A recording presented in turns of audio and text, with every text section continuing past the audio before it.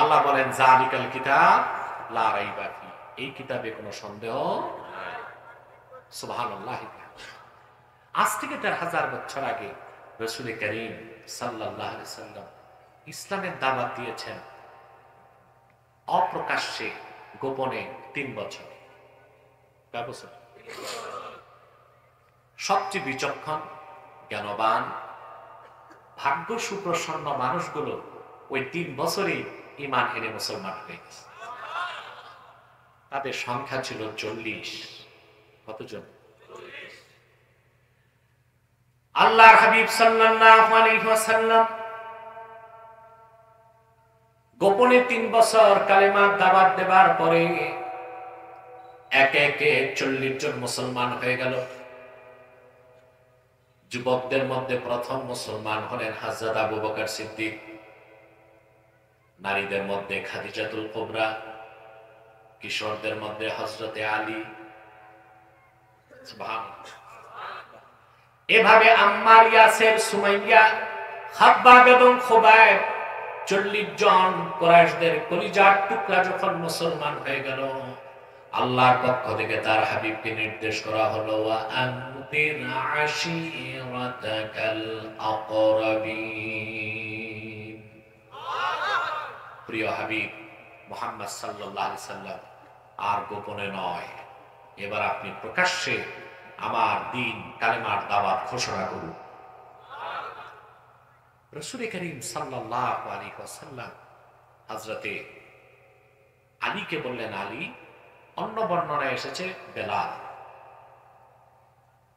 রাজিহপূর্ণ কওল হচ্ছে আলী।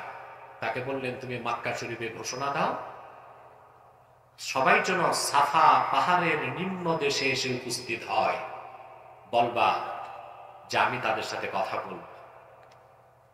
আপনারা তো সাফা পাহাড়ের নাম শুনেছেন, একদিকে সাফা আর একদিকে মারওয়া। হাজী সাহেবগণ এই সাফা মারওয়ায় 7টা চক্কর দেয়। হাজিরা টের পায় না 7 চক্করে কতটুক দৌড়ায়, 3.5 মাইল দৌড়ানো হয়। কত? কিন্তু আল্লাহর ভালোবাসায় হাজিরা এতটা মগ্ন থাকে, টের পায় না। সুবহানাল্লাহ। কত মাইল দৌড়ানো হয়? 7 চক্কর। রাসূলুল্লাহ ডেকেছেন, তখন আল্লাহ রাসূল মুহাম্মদ সাল্লাল্লাহু আলাইহি ওয়াসাল্লামের সাথে মক্কার কাফের কুরাইশদের দ্বন্দ্ব শুরু হয় নাই। বুঝতেছেন? কুরাইশ বংশের সমস্ত মানুষ এসে সাফা পাহাড়ের নিম্ন দেশে দাঁড়ায় গেছে। ১,৫০০ বছর আগে কুরাইশদের মূল নেতা ছিল 7 জন। কয়জন? এদেরকে তো আর 7 স্টার বলা যায় না, 7 ডেভিলস বলা যায়। 7 শয়তান। কয়টা? Abu Jahl, Utba, Shaiba, Mughira, Abul Bakhtari, Abu Lahab, Abu Sufyan. এই 7 জনের একজন মুসলমান হতে পেরেছিল, তিনি আবু সুফিয়ান। বাকি 6টার একটা মুসলমান হতে পারে। এই কুরাইশ 7 নেতার আবার একটা পার্লামেন্ট ছিল, সংসদ। আপনারা এখন সংসদ দেখেন, এটা নতুন কিছু না, এগুলো আবিষ্কার হয়েছে বহু আগে। বুঝলেন? কাফেরদের মক্কার কুরাইশদের যে সংসদ ছিল, পার্লামেন্ট, তার নাম ছিল দারুন নাদওয়া। কি নাম? পার্লামেন্ট মেম্বার ছিল কয়জন? কথা বলেন। স্পিকারের দায়িত্ব পালন করতে আবু জাহেল নিজে। এই 7 নেতাও যে উপস্থিত, ওরা এসে দেখলো সাফা পাহাড়ের চূড়ায় আল্লাহর আখিরি নবী মুহাম্মদ সাল্লাল্লাহু আলাইহি সাল্লাম দাঁড়িয়ে আছেন। সিরাতের কিতাব সাক্ষ্য দেয়, আমার নূর নবীজির চেহারা মোবারক দেখার সঙ্গে সঙ্গে কাফেররা একটা স্লোগান দিল, যা আমিনুনা, চরম সত্যবাদী, আমানতদার আমাদের মহান নেতা মুহাম্মদ সাল্লাল্লাহু আলাইহি ওয়াসাল্লাম উপস্থিত হয়েছে। সব দাঁড়িয়ে আছে, আবু জাহেলও আছে, বাকি 6 নেতাও। আল্লাহর হাবিব কাফেরদের উদ্দেশ্যে বললেন, সমবেত জনতা, যদি আমি বলি সাফা পাহাড়ের অপর পৃষ্ঠে কিছু মানুষ অস্ত্র নিয়ে দাঁড়িয়ে আছে, কিছুক্ষণ পরেই তারা এপারে এসে তোমাদের হামলা করবে, আমার কথা বিশ্বাস করবে নাকি? সমস্ত কুরাইশরা বলে উঠল, কাবার মালিক আল্লাহর কসম, সারা জীবনে কোনোদিন আপনাকে একটা মিথ্যে কথা বলতে শুনি নাই, আপনি যা বলবেন তাই বিশ্বাস করব। রাসূলুল্লাহ বললেন, কুরাইশের মানুষেরা শুনে রাখো, আমার সব কথাই যদি বিশ্বাস করে থাকো, আজকে এমন একটি কথা বলবো যে কথার যে সত্য কোনো কথা নাই। ইয়া আইয়ুহান নাস কুলু লা ইলাহা ইল্লাল্লাহু তুফলিহুন। পিছনের ভাইরা ঘুমায়, পিছনে ঘুমাও। কে কে ঘুমান হাত উঠান। চিন্তা করেন, এগুলো কি মাহফিলে থাকার লোক না গারদে? গারদ কোন দিক? দূর আছে তো, ঠিক আছে না, গারদে দেওয়ার দরকার নাই, এখানেই থাক। কিন্তু কনসান্স থাকতে হবে, আমি কি বলি তা শুনতে হবে, বুঝতে হবে। আর বেশি রাতে তো একটু ঘুম আসতেই পারে, তারপর আমরা আমাদের স্পিরিচুয়াল পাওয়ারে জেগে থাকবো ইনশাআল্লাহ। আমি খুব কম সময়ে কথাগুলো বলছি, মনোযোগ দিয়ে শুনতে থাকুন। রাসূল করিম সাল্লাল্লাহু আলাইহি ওয়াসাল্লাম বললেন, সব কথাই তো বিশ্বাস করলা আমার? বলো আল্লাহ ছাড়া কোনো মাবুদ নাই, তোমরা সফল হয়ে যাবে। শুরু হয়ে গেল দ্বন্দ্ব। সবার আগে খেতে গেল 7 নেতা। কয় নেতা? মেন নেতা কে ছিল? আবু জাহেল। ওরা সব বলতে লাগলো, সব কথা মানা যায়, মুহাম্মদ সাল্লাল্লাহু আলাইহি সাল্লামের এই কথা তো মানা যায় না।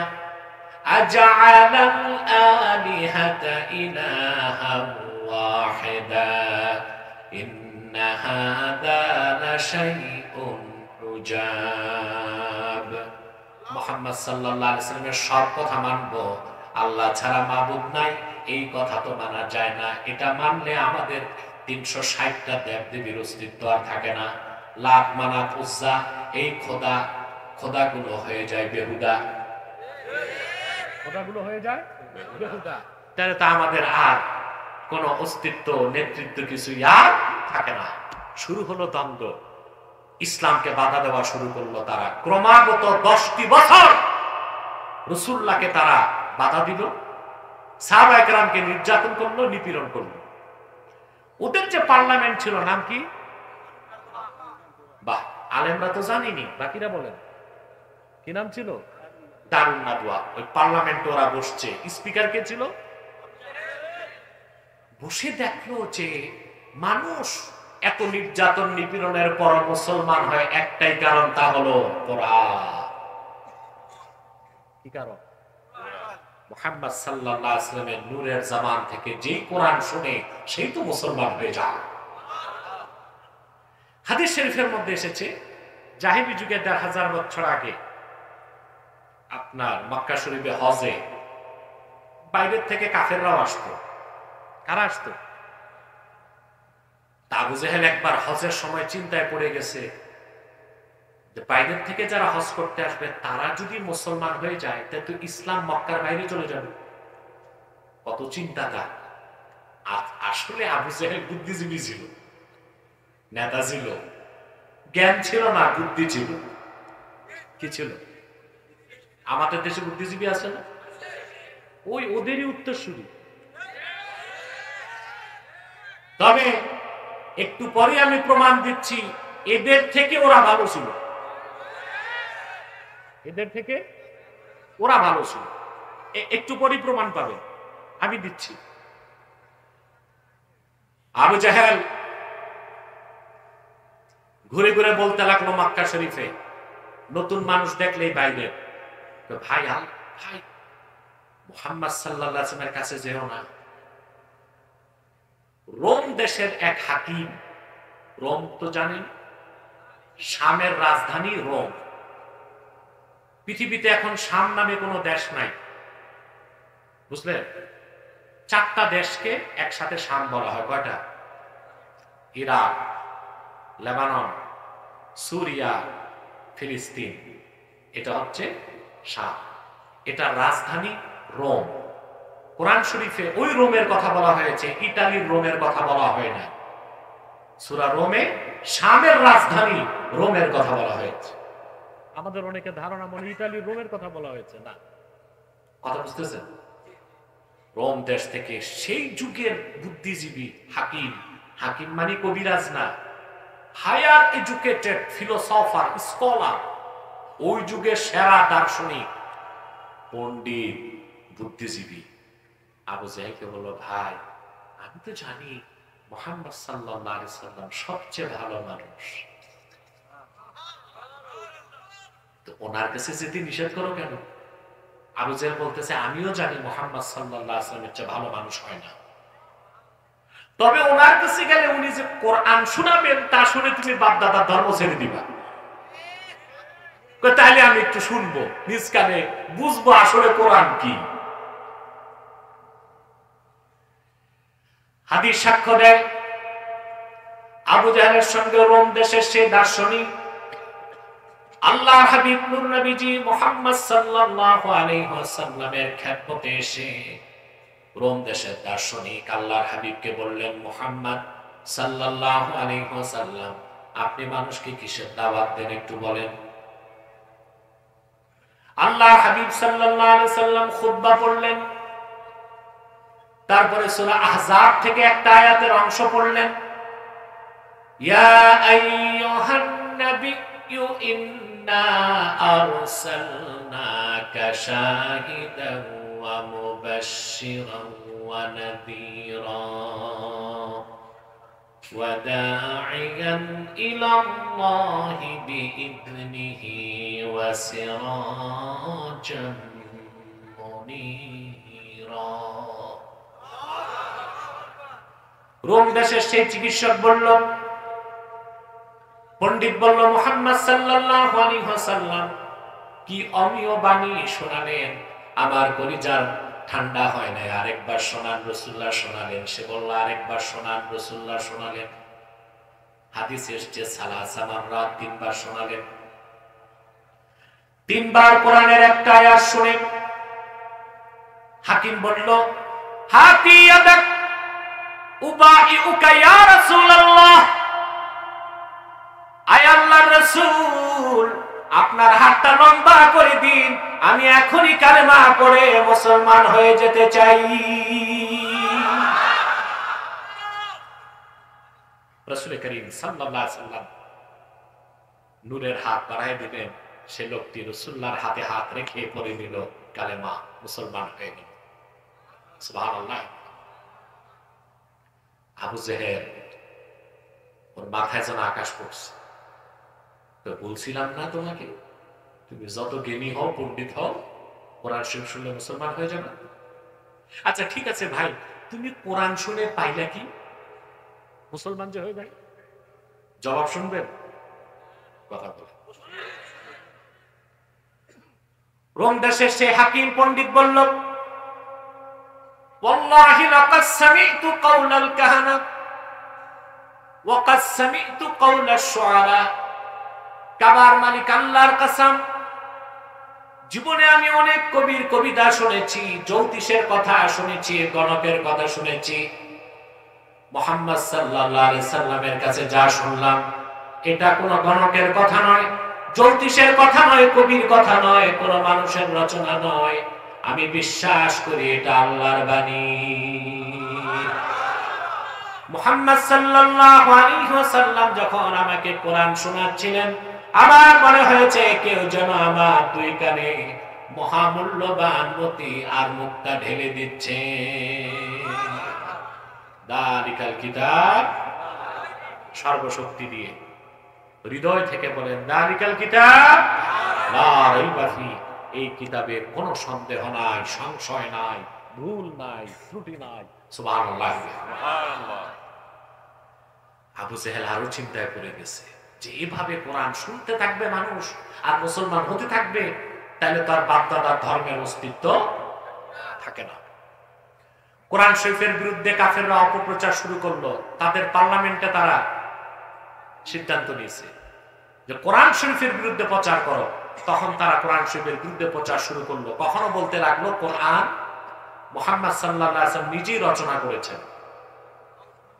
আরে ভাই নাউজুবিল্লাহ কইবা না? কখনো বলতে লাগলো মুহাম্মদ সাল্লাল্লাহু আলাইহি ওয়াসাল্লামকে জিন এসে শিখায়। আল্লাহর বাণী কোরআনে,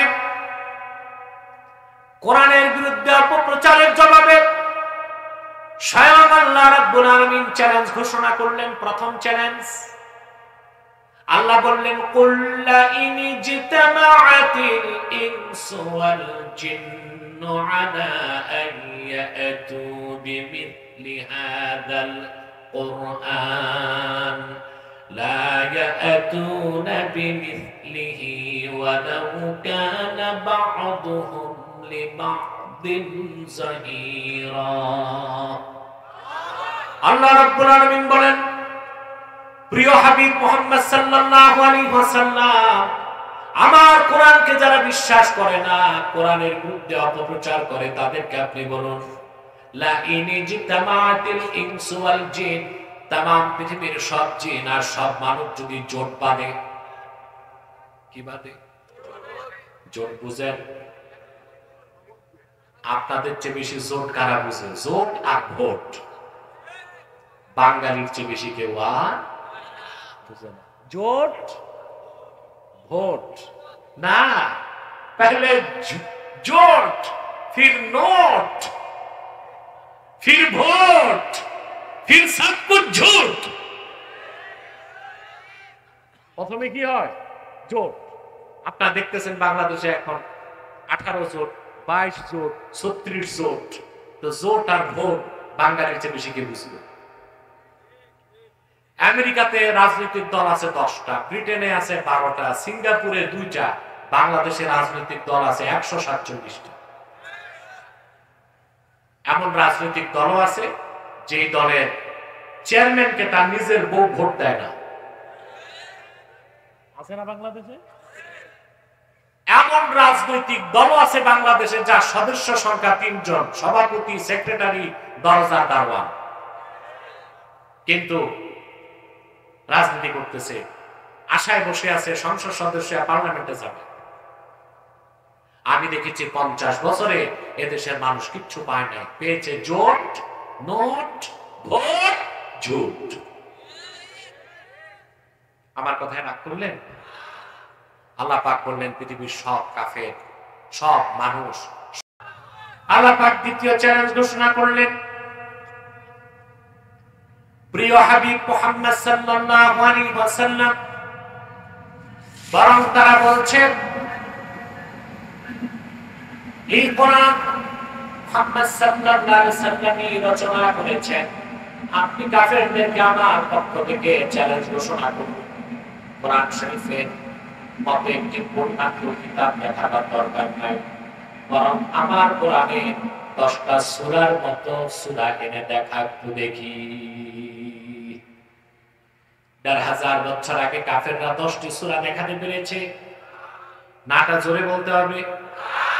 আজ পর্যন্ত কেউ পেরেছে? কিয়ামত পর্যন্ত কি পারবে? তারপর আল্লাহর পক্ষ থেকে আসলো দ্বিতীয় চ্যালেঞ্জ, ওয়া ইন কুনতুম ফি রাইবিন মিম্মা নাযালনা আলা আবদিনা ফাআতু বিসূরাতিন মিন মিথলিহি ওয়াদউ শুহাদাআকুম মিন দুনিল্লাহি ইন কুনতুম সাদিকিন। আল্লাহ বললেন, তোমরা যারা আমার বান্দা মুহাম্মদ সাল্লাল্লাহু আলাইহি ওয়াসাল্লামের উপর অবতীর্ণ কোরআনকে সন্দেহ করো, কোরআনের মতো কোরআন আনার দরকার নাই, 10টা সূরার মতো সূরাও দরকার নাই। আমার কোরআনের সবচেয়ে ছোট সূরা, সূরা কাউসারের মতো একটি সূরা এনে দেখাও তো দেখি। 1500 বছর আগের কাফেররা তা পারে নাই, আজ পর্যন্ত কেউ পারে নাই, কিয়ামত পর্যন্ত পারবে না। কারণ কোরআন যালিকাল কিতাব লা রাইবা ফিহি, এর মধ্যে কোনো সন্দেহ নাই, এটা আল্লাহর বাণী। 4টি দৃষ্টিকোণ থেকে বুঝবেন। কয়টি? ইন্নাহু মুনাজ্জালুম মিন ইনদিল্লাহ, কোরআনে কোনো সন্দেহ নাই, এটা আল্লাহর কাছ থেকে এসেছে। ওয়া ইন্নাহু হুয়াল হাক্কু ফি নাফসি, কোরআন নিজেই মহাসত্যের মানদণ্ড। সবকিছু প্রমাণ করা হবে কোরআন দিয়ে, কোরআন প্রমাণ করার কিচ্ছু নাই, কোরআনের প্রমাণ নিজেই কোরআন। ইন্নাহু হুয়াল হাক্কু ফি নাফসি। 3 নাম্বার, ওয়া ইন্নাহু সিফাতুম মিন সিফাতিল্লাহ, এই কোরআন হচ্ছে আল্লাহর সিফাত। 4 নাম্বার, ওয়া ইন্নাহু কালামুল্লাহি গায়রু মাখলুক ওয়ালা মুহদাস, এই কোরআন আল্লাহর কালাম, এটা সৃষ্ট নয়, এটা স্রষ্টার বাণী। সুবহানাল্লাহ। কোরআন শরীফের প্রমাণ কোরআন নিজে। যারা অবিশ্বাসী, নাস্তিক, কাফের, মুশরিক, বেঈমান, অ্যাথিস্ট, ন্যাচারালিস্ট, ম্যাটারালিস্ট, কত রূপেরই তো কাফের আছে। প্রকৃতি পূজারী, বস্তুবাদী, জড়বাদী আছে না, লেফটিস্ট, আর পুরা নাস্তিক অ্যাথিস্ট, ঠিক কিনা? এসব কাফের, মুশরিক, অমুসলিমরা সবকিছু প্রমাণ করে বিজ্ঞান দিয়ে। এটা নির্বুদ্ধিতা, কারণ বিজ্ঞান হচ্ছে সসীম, কোরআন হচ্ছে অসীম। সসীম বিজ্ঞান দিয়ে অসীম কোরআনকে জাস্টিফাই করা যাবে না, অসীম কোরআন দিয়ে সসীম বিজ্ঞানকে জাস্টিফাই করা যাবে। বিজ্ঞান যে সসীম, এটা বিশ্বাস করে? আচ্ছা, বিজ্ঞানের আবিষ্কারক কে? বিজ্ঞানী। কথা বলো, সেই বিজ্ঞানীটাকে মানুষ না আরো কিছু? মানুষের ক্ষমতা অসীম না সসীম? তো বিজ্ঞানের আবিষ্কার, বিজ্ঞানটা কি অসীম হবে না সসীম থাকবে? কথা বলে না। আগে বিজ্ঞান না আগে বিজ্ঞানী? আরে ভাই, আগে মুরগি না আগে ডিম? আগে মুরগি, তারপরে ডিম। তা আগে বিজ্ঞান নাকি আগে বিজ্ঞানী? আগে বিজ্ঞানী, তারপরে কি? বিজ্ঞান। তো বিজ্ঞান, বিজ্ঞানী যে মানুষটা, এই যে নাস্তিকরা বুঝে না, শুধু বিজ্ঞান পূজা করে। আমরা কিছু বললে বলে বিজ্ঞান কি বলে, what is the saying of science? বিজ্ঞানের বক্তব্য কি? গোড়ার ডিমের বিজ্ঞান, আল্লাহর কোরআনের কাছে কিচ্ছু না। বিজ্ঞানী যে জ্ঞান অর্জন করে মানুষ 5টা সোর্স থেকে, 5টা মাধ্যমে, এটাকে তাফসীরের ভাষায় বলা হয় আল হাওয়াসুল খামসা, পঞ্চ ইন্দ্রিয়। কি বলা হয়? চক্ষু, কর্ণ, জিহ্বা, নাসিকা, ত্বক। কয়টা? পাবনার মানুষের তো ষষ্ঠ ইন্দ্রিয় নাই, 5টাই। কথা বলেন, 5টাই। এই যে 5টা ইন্দ্রিয় যা দিয়ে আমরা জ্ঞান অর্জন করি, হোক বিজ্ঞানী, হোক দার্শনিক, হোক কবি, হোক লেখক, হোক নেতা, হোক নেত্রী, জ্ঞান অর্জন করে কি 5টার বাইরে না 5টা দিয়া? কথা বলে না। এখন এই 5টার ক্ষমতা কতটুকু? চক্ষু। মেডিকেল সায়েন্স বলে একজন প্রাপ্ত বয়স্ক মানুষ খালি চোখে মাত্র 21 মাইল দূরে দেখতে পায়। কত মাইল? 21 মাইল মাত্র। যদি বিপরীত দিক থেকে আলোর রিফ্লেকশন থাকে তাহলে দেখতে পাবেন। যেমন লক্ষ লক্ষ মাইল দূরে চাঁদ দেখি কেন? চাঁদ থেকে আলো আসে। সূর্য 9,30,00,000 মাইল দূরে দেখি কেন? কথা বলে। কিন্তু যদি আলো না আসে তাহলে মানুষ কত দূর দেখে? মাত্র। অথচ বিজ্ঞান বলে রাতের বেলা বিড়াল, তার নাইট ভিশন মানুষের চেয়ে 6 গুণ বেশি। রাতে মানুষ যতদূর দেখে অন্ধকারে, তার চেয়ে 6 গুণ বেশি দেখে কে? বিড়াল। আপনারা বিড়াল বলেন না বিলাই? বিড়াল, হ্যাঁ, ঠিকই বলে, কিন্তু পাবনার মানুষ একটু তো শুদ্ধ বলে, বিড়াল বলারই তো কথা। সে যাই হোক, কয় গুণ দেখে? 6 গুণ। তাহলে মানুষের চোখের পাওয়ার থেকে বিড়ালের চোখের পাওয়ার। ঈগল পাখির নাম শুনছেন? বিজ্ঞান বলে এই ঈগল পাখির চোখে আল্লাহর কুদরতের লেন্স আছে। একটা প্লেনের পাইলট, ড্রিম লাইনার যে বিমান বাংলাদেশে আছে, এগুলোর এক একটার দাম 1200 কোটি টাকা। পাইলট বসে তার দূরবীন ক্যামেরা বা মাধ্যমে 350 কিলোমিটার দূরে দেখতে পায়। আর ঈগলকে আল্লাহ লেন্স বসায় দিছে, ও দেখতে পায় তার চেয়েও বেশি দেখে মাঝে মধ্যে। একটি কবুতর 1.5 মাইল উপর থেকে মাটির কোথায় দানা পড়ে আছে তা দেখতে পায়। মানুষের চোখের চেয়ে পশুর চোখে শক্তি বেশি না? পশু পাখির চোখে কথা বলে না। তারপর হচ্ছে কান। কানের শক্তি কতটুকু? খুব সীমিত। সেকেন্ডে যদি কোনো বস্তুর কম্পাঙ্ক সেকেন্ডে 20,000-এর বেশি হয়, ওই তীব্র আওয়াজ মানুষ শুনবে না। আর যদি কোনো শব্দের কম্পাঙ্ক সেকেন্ডে 20-এর কম হয়, ওটা মানুষ আওয়াজ পেয়েছেন? কথা বলেন কেন? আমি আঘাত করেছি, টেবল কম্পন সৃষ্টি করেছে বাতাসে, ভাসতে ভাসতে আওয়াজ আপনার কানে গেছে। এখন বিজ্ঞানী বলে যদি শব্দের কম্পাঙ্ক সেকেন্ডে 20,000-এর বেশি হয়, ওই আওয়াজ মানুষ। আর যদি 20-এর কম হয়, সেজন্য তো আপনারা কবরস্থানে হাঁটেন, নিচে কবরে মুর্দারের শাস্তি হয়, আওয়াজ হয়, চিৎকার হয়, শুনতে পান না। যারা নাস্তিক তাদের কাছে বিজ্ঞান আছে, ওরাও লাফায়, কবর আযাব বলতে কিছু নাই। কিন্তু বিজ্ঞানের অনেক ঊর্ধ্বে হচ্ছে কোরআন এবং হাদিস। আল্লাহর হাবিবের সাথ করেছেন ১,৫০০ বছর আগে কোন মানুষকে যখন কবরে রাখা হয়, সুয়াল জবাবের পর ডান দিক থেকে মাটি একটা চাপ দেয়, বাম দিক থেকে মাটি একটা চাপ দেয়, হাড় হাড্ডিগুলো ভেঙে ডান দিকেরটা বামে আসে, বাম দিকেরটা ডানে যায়। মানুষটা এত জোরে চিৎকার করে দুনিয়ার পশ্চিম থেকে পূবের সবাই তার চিৎকার শুনতে পায়, ইল্লা সাকালাই, শুধু শোনে না জিনার মানুষ। কেন শুনে না? ১,৫০০ বছর পরে বিজ্ঞান কোরআন হাদিসের সামনে মস্তক নত করে দিছে। কারণ যেই শব্দের কম্পাঙ্ক সেকেন্ডে 20,000-এর বেশি, তার আওয়াজ মানুষ শুনবে না। কবরে মানুষ যখন চিৎকার দেয় আযাবের কারণে, তার আওয়াজ তো সেকেন্ডে 20 কোটিরও বেশি হওয়ার কথা। অতএব তা না শোনাটাই যৌক্তিক, না শোনাটাই সায়েন্টিফিক, ঠিক কিনা? আবার আপনার কানের গোড়ায় পিঁপড়া হাঁটে, পিঁপড়ার পায়ের আওয়াজ পান? কারণ ওইটা সেকেন্ডে 20-এরও কম। তাহলে মানুষের কানের শক্তিটা 20 থেকে 20,000। আনলিমিটেড শক্তি না লিমিটেড? কথা বলেন।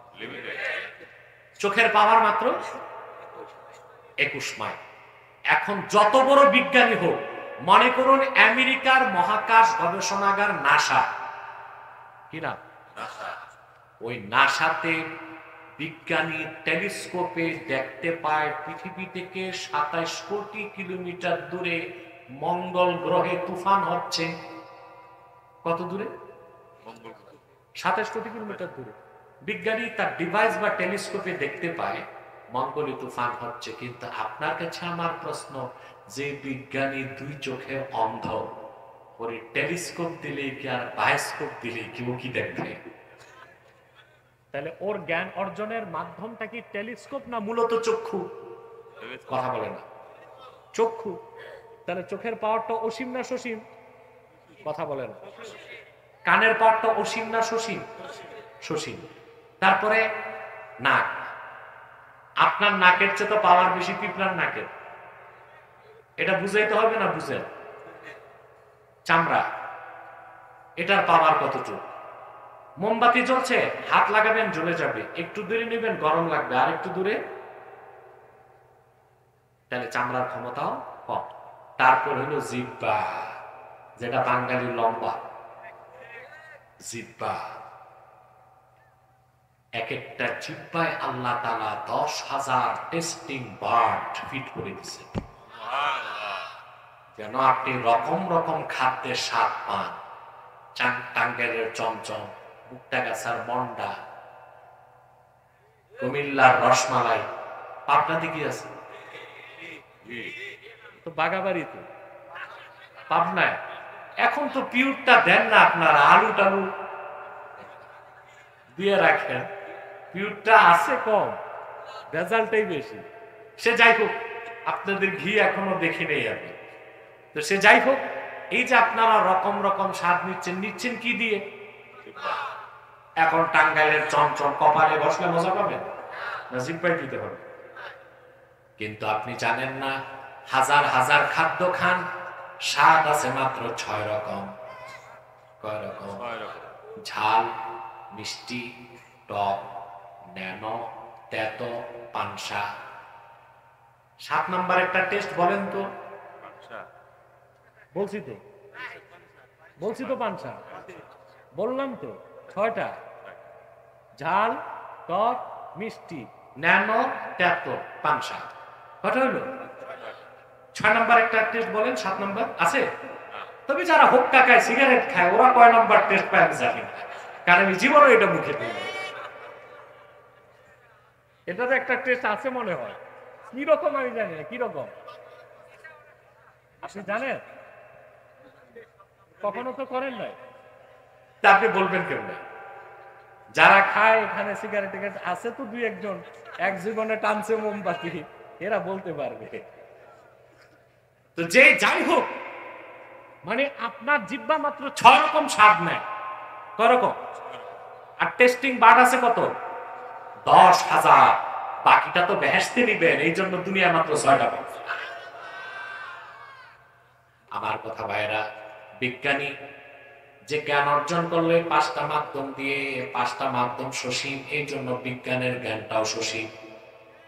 আর কোরআন এসেছে আমার আল্লাহ অসীমের কাছ থেকে, কোরআনটাও অসীম। সেজন্য নাস্তিকরা বেকুফ নির্ভোগ বলে সসীম বিজ্ঞান দিয়ে অসীম কোরআনকে যাচাই করতে চায়। তা কোনোদিন সম্ভব নয়, বরং অসীম কোরআন দিয়া সসীম বিজ্ঞান যাচাই করা যাবে। ঠিক কিনা? এই কোরআন, আহা মাদ্রাসা ছাত্ররা, তোমরা মনটা খারাপ করো না যে তোমাদের বড় চাকরি হয় না, ঘুরে ঘুরে দাওয়াত খাও, ইমামতি করো, কিন্তু তুমি কি জানো আল্লাহর কোরআনের এলেম যার সিনায়, তার মর্যাদা কত বাড়ে?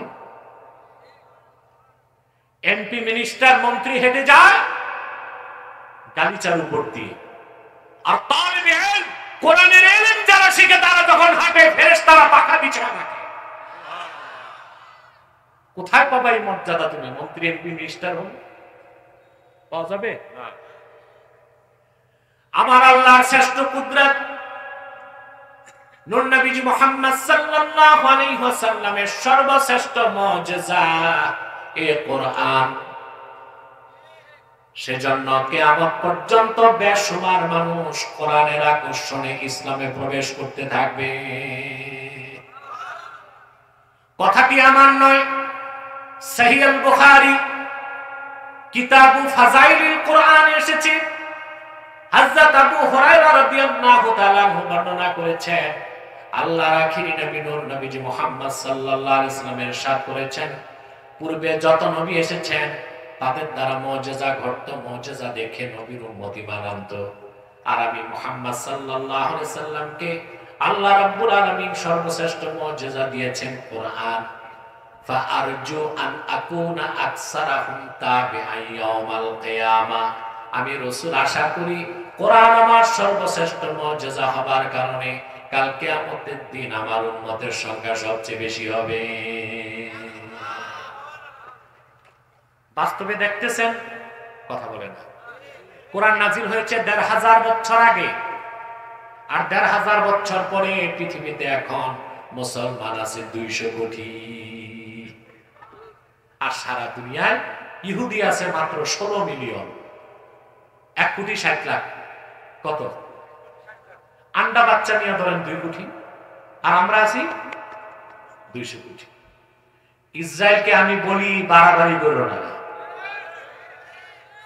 নির্যাতন নিপীড়ন যদি বাড়ায় দাও, ২০০ কোটি মুসলমান, ৫৭টি মুসলিম রাষ্ট্রের মুসলমান যদি ঐক্যবদ্ধ হয়, ইসরায়েলকে নির্মূল করতে অস্ত্র লাগবে না, পেশাব করলে ইহুদিরা ভূমধ্য সাগরে ভেসে যাবে। সারা দুনিয়ায় ওরা আছে ২ কোটি, আমরা আছি ২০০। কেন? কিয়ামতের আগে বাড়তেই থাকবে উম্মতে মুহাম্মাদি। রাসূলুল্লাহ ১৫০০ বছর আগে বলেছেন আমার সর্বশ্রেষ্ঠ মুজিজা কোরআন। সেজন্য আমি আশা করি কিয়ামতে আমার উম্মতের সংখ্যা সবচেয়ে বেশি হবে। সুবহানাল্লাহ বলবেন না? শুধুমাত্র উম্মতে মুহাম্মাদির সংখ্যা কমাতে পৃথিবীতে ইহুদিরা, খ্রিস্টানরা, জায়নবাদীরা বিলিয়ন বিলিয়ন ডলার খরচ করতেছে। ওয়ার্ল্ড হেলথ অর্গানাইজেশনের মাধ্যমে, ইউনিসেফের মাধ্যমে ৫৭টি মুসলিম রাষ্ট্রে কোটি কোটি টাকা তারা খরচ করছে মুসলমানেরা যেন জন্ম নিয়ন্ত্রণ পদ্ধতি গ্রহণ করে। নাউজুবিল্লাহ বলবেন না? বিনা পয়সায় দেয় সব, ইনজেকশন ফ্রি, আরো কিছু দেয় নোংরা জিনিস, ওগুলো ফ্রি। এখন তো নতুন স্কিম চালু হয়েছে, মানুষ ধরে ধরে নিয়ে যায়, 3200 টাকা দেয় পকেটে, আর জায়গা মতো ইনজেকশন মেরে দেয়। এটা বাতিল। এটা কি ফ্যাক্টরি ভিউজ? ফ্যাক্টরি। আপনি একবার লক্ষ্য করে দেখেন, যারা উম্মতে মুহাম্মদীর সংখ্যা কমাতে চায় তারাই কমে যাচ্ছে।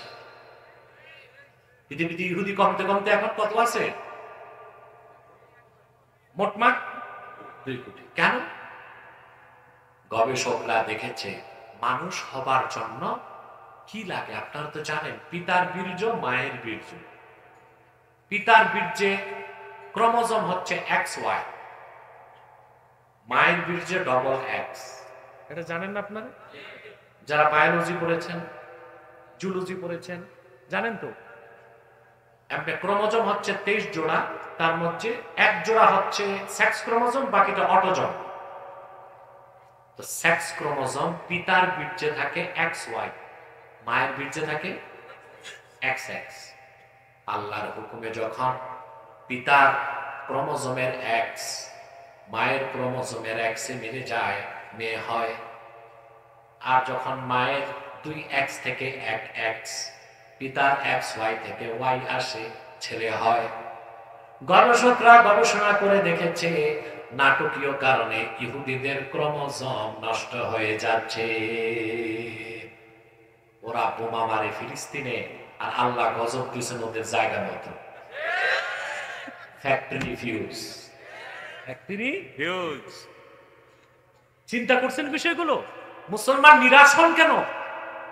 হ্যাঁ, আমাদের কষ্ট লাগে হামাসের ভাইদেরকে যখন শহীদ করে, যতটুকু কষ্ট পাই হামাসের মুসলমানদের আঘাতে, ইসরায়েলের অস্তিত্বে যখন কম্পন লাগে তখন আনন্দে বুকটা ভরে যায়। ঠিক কিনা? ওদের ক্রোমোজোমই নষ্ট হয়ে যাচ্ছে। বাংলাদেশে দেশ স্বাধীনের পর 72 সালের জরিপে দেখা গেছে হিন্দু আছে 12.5%। কত? 12.5%। আর 2016 সালের পরে নতুন জরিপে দেখা গেছে, ঘুমান নাকি? ঘুমায় না, আপনি ঘুমালে তো ওরা ঘুমাবে।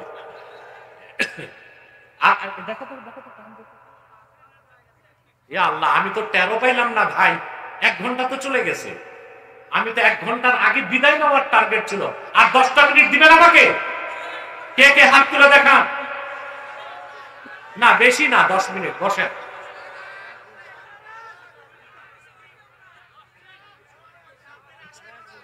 জি জি, বুঝছি বুঝছি।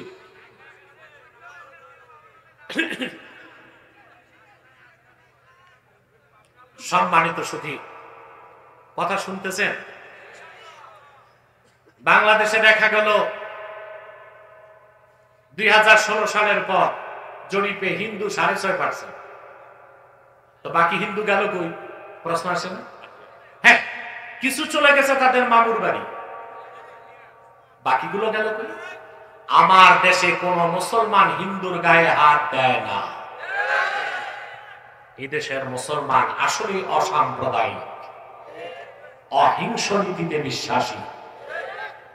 যেখানে ত্রিপুরায়, কাশ্মীরে, আসামে আমার মুসলমানকে অহরহ পাখির মতো গুলি করে হত্যা করা হয়, গুজরাটে কয়েক হাজার মুসলমানকে আগুনে জ্বালিয়ে হত্যা করেছে উগ্রবাদী হিন্দুরা, বাবরি মসজিদকে শহীদ করেছে, কিন্তু প্রতিশোধ দিতে যে বাংলাদেশে কোথাও কোনো মুসলমান হিন্দুর গায়ে একটা টোকাও দেয় না। কেন? এদেশের মুসলমান জানে, ইসলাম তাদেরকে শিক্ষা দিয়েছে, ভারতের হিন্দুদের অপরাধের শাস্তি বাংলাদেশের হিন্দুদের দেওয়া যায় না। ঠিক কিনা? গবেষণায় দেখা গেছে হিন্দুদেরও ক্রোমোজোম নষ্ট হয়ে যাচ্ছে। কথা বলেন। আপনাদেরকে গভীর রাতে একটা তথ্য দিচ্ছি, আমার ভাষায় এটা the strange information. Within 3 months, 3 মাসে সবচেয়ে আশ্চর্য তথ্য দিচ্ছি, বলবো? সবগুলো স্যাটেলাইট মিডিয়াতে এসেছে, বাংলাদেশের গুলো দেখায় না, বাংলাদেশের সাংবাদিক গুলোতে এগুলো মাথায় কিছু নাই, ইন্টারন্যাশনাল মিডিয়াতে এসেছে। গত 3 মাসে ইতালিতে একজন নতুন সন্তানও জন্ম নেয়নি। সুবহানাল্লাহ।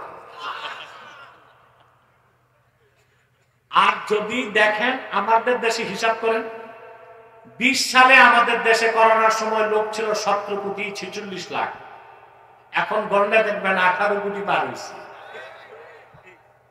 কি কর, প্রতিদিন হাজার হাজার সন্তান জন্ম নিচ্ছে। আর গোটা ইতালিতে 3 মাসে একজন শিশুও জন্ম নেয় না। আল্লাহর গজব কেমনে আসে দেখছে? আমি আবার একটু চিন্তা করলাম, ইতালিতে এই গজব এমনি আসলো কেন? খুঁজে পাইছি। পৃথিবীতে এই ইতালিতে ভ্যাটিকান সিটি একটা রাষ্ট্র, ওখানে পোপের নির্দেশে সারা পৃথিবীতে খ্রিস্ট ধর্ম প্রচার করা হচ্ছে। খ্রিস্টান ধর্মে এমন কিছু নাই যা দেখে মানুষ খ্রিস্টান হবে, টাকা দিয়া খ্রিস্টান বানানো হয়।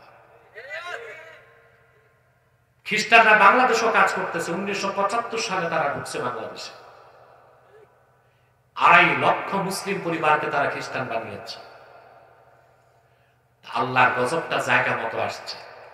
যে ইতালির ভিতরে ভ্যাটিকান সিটি, সেখান থেকে খ্রিস্টান জনসংখ্যা বাড়াবার অপচেষ্টা আল্লাহ তাআলা গজব দিয়ে দিয়েছেন ইতালিতে, ওদের নিজের জনসংখ্যা বাড়াই বন্ধ হয়ে গেছে। আপনারা জানেন একটা স্টেট বা রাষ্ট্র হতে 3টা জিনিস লাগে: নির্দিষ্ট ভূখণ্ড, একই ভাষাভাষী একই সংস্কৃতির অনুসারী একটি জাতিগোষ্ঠী, আর সার্বভৌমত্ব। ঠিক না? একটা রাষ্ট্রের মূল হচ্ছে জনগণ। মূল কি? জনগণ।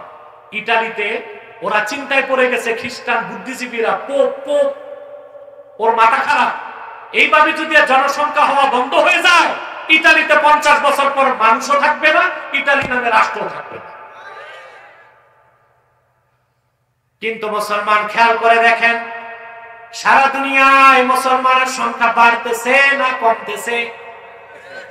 তার কারণ আল্লাহর হাবিব মুহাম্মদ সাল্লাল্লাহু আলাইহি ওয়াসাল্লাম 1000 বছর আগে ইরশাদ করেছেন, কোরআন শরীফ আমার সর্বশ্রেষ্ঠ মুজিজা হবার কারণে কাল কিয়ামতের দিন আমার উম্মতের সংখ্যা সবচেয়ে বেশি হয়ে যাবে। হাদিস শরীফের মধ্যে এসেছে, আল্লাহর হাবিব ইরশাদ করেছেন, আহলুল জান্নাতি ইশরুন ওয়া মিআতু সাফিন, বেহেশতীদের কাতার হবে হাসর ময়দানে 120টা। রাসূলুল্লাহ বলেছেন, তার মধ্যে সামনের 80 কাতার হবে আমার উম্মত, উম্মতে মুহাম্মাদী। তাহলে মুসলমান, আমাদের জীবনের সফলতা এই কোরআনকে বিশ্বাস করতে হবে, কোরআন ভিত্তিক আমল করতে হবে, কোরআন ভিত্তিক জীবন গঠন করতে হবে। রাজি আছেন কিনা বলেন? সেজন্য আল্লাহ বলেছেন, দালিকাল কিতাব লা রাইবা ফি। তারপরে আল্লাহ বললেন, হুদাল লিল মুত্তাকিন। এই কোরআন হচ্ছে মুত্তাকিদের জন্য পথ প্রদর্শক। সুবহানাল্লাহ। তাহলে কোরআন শরীফের হেদায়েত পেতে মুত্তাকি হইতে হবে, ঠিক কিনা? মুত্তাকি কি? আমরা মুত্তাকি চিনি না। দাড়ি টুপি জুব্বা কুর্তা থাকলেই মনে করি মুত্তাকি। এই যে দাড়ি টুপি জুব্বা কুর্তা, এটা তাকওয়া না, এটা লেবাসুত তাকওয়া। এটা কি? আমাদের দেশে কাজের মুত্তাকি কম, বুঝলেন? সব দরবেশ দেখা যায়, এটা দরবেশ হওয়া কঠিন, এটা দরবেশ না, ধরবেশ। এটা কি? ধরবেশ, ব্যাস ধরে। এই যে দাড়ি টুপি জুব্বা কুর্তা, এটা হচ্ছে ব্যাস ধরা। এটা লাগবে, কিন্তু আগে তাকওয়া। আগে কি? ওই তাকওয়া কি দাড়ি টুপি জুব্বা কুর্তায় না দিলে? আল্লাহর ভয় যখন অন্তরে আসবে তখন আপনি মুত্তাকি। আল্লাহ বলেছেন, হুদাল লিল মুত্তাকিন, কোরআন মুত্তাকিদের জন্য পথ প্রদর্শক। মুত্তাকির 11টা ব্যাখ্যা, তার মধ্যে ইমাম ফখরুদ্দিন রাজি 11টা সংজ্ঞা দিয়েছেন তাফসীর কাবীরে। তার মধ্যে আমি একটা সংজ্ঞা শোনায় দিচ্ছি যেন জীবন ভর মনে রাখতে পারেন। ইমাম রাজি তাফসীর কাবীরে 11 নম্বর ব্যাখ্যা দিয়েছেন, মান সালাকা তরিকাল মুস্তাফা ফাহুয়াল মুত্তাকি। যে ব্যক্তি আল্লাহর আখিরি নবী নূর নবীজি মুহাম্মদ সাল্লাল্লাহু আলাইহি ওয়াসাল্লামের তরিকা গ্রহণ করবে, বিশ্বাস করবে, গ্রহণ করবে, সে লোকটার নাম মুত্তাকি। মুত্তাকির আরেক নাম সুন্নি, সুন্নির আরেক নাম জান্নাতি। আমাদের দেশে এমন অনেক ভণ্ড সুন্নি পাওয়া যায় যাদের নামাজ নাই, দাড়ি নাই, সুন্নতি লেবাস নাই, সুন্নত মানে না, দাবি করে বসে আছি সুন্নি। ওটা কি সুন্নি না ফাসেক? কথা বলে না, ফাসেক। সুন্নি তো সেই যে মুত্তাকি। মুত্তাকি কে? মান সালাকা তরিকাল মুস্তাফা ফাহুয়াল মুত্তাকি। সাল্লাল্লাহু আলাইহি ওয়াসাল্লাম ১৫০০ বছর আগে যে তরিকা, রীতি নীতি শরীয়ত রেখে গেছেন, জীবনের সকল ক্ষেত্রে সেই রীতি নীতি শরীয়তকে বিশ্বাস করে যে আমল করবে তারই নাম মুত্তাকি। তার আরেক নাম সুন্নি, সুন্নির অপর নাম জান্নাত। আল্লাহ আমাদেরকে কবুল করুক, মঞ্জুর করুক, বলুন আল্লাহ আমিন। সাদাকাল্লাহুল আযীম ওয়া সাদাকা রাসূলুহুল নবিয়্যুল কারীম ওয়া নাহনু আলা যালিকা মিনাশ শাহিদিন ওয়াশ শাকিরিন আলহামদুলিল্লাহি রাব্বিল আলামিন।